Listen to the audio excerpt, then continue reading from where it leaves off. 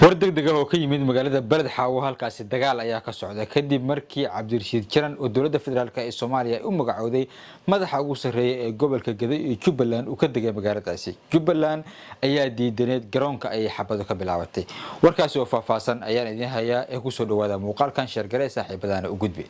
Aynu ku bilaabana Cabdirashiid Jaran ayaa saaka wuxuu ka ambabaxay magaalada Muqdisho. Ninkan waxaa loo magacaabay taliyaha hay'adda nabad sugidda u qaabilsan gobolka Gaday iyo guud ahaan Jubbaland.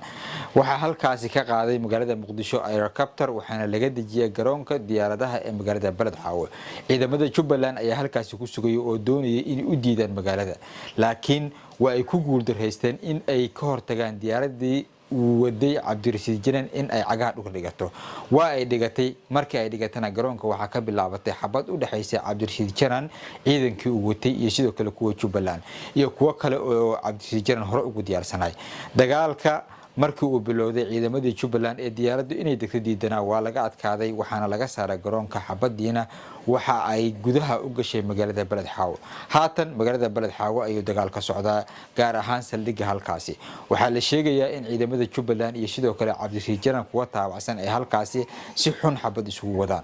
Magaalada Balad Xaawo waa markii labaad oo dagaal uu ka dhacayo sanadkii 2021 waqtigii dowladda Maxamed Cabdullaahi Farmaajo. Cabdirashiid Jaran oo hogaaminaya Jubbaland oo ka soo horjeeda dowladda federaalka ee Soomaaliya iyo sidoo kale dowladda federaalka ee Soomaaliya ciidamo ay geysay ayaa halkaasi ku dagaalamay.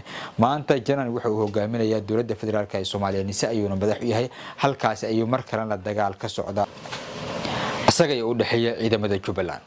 xaaladan dowladda federaalka ee Soomaaliya ujeedadeedu waxay tahay in gobolka Gaday ku qabsato oo ay ku samaysato maamul iyaga hoos taga si ay doorasho halkaasi uga qabato xildhibaanada looga soo saaro Jubbaland iyo Axmed Madoobena lagu inkiro oo dowladda federaalka ee Soomaaliya ay ku sheegto in maamulka Jubbaland uu ka dhisan yahay gobolka Gaday kaasna ayagu ay taabacsan yihiin.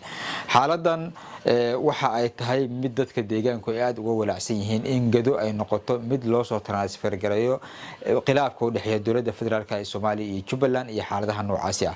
daawadayaal wixii war ka soo kordha arintan waa idin la soo wadaagi doonaa, laakiin waxa muuqanaysa in dowladda federaalka ee Soomaaliya asbuuc kastaba meel dagaal ay u xawiilayso.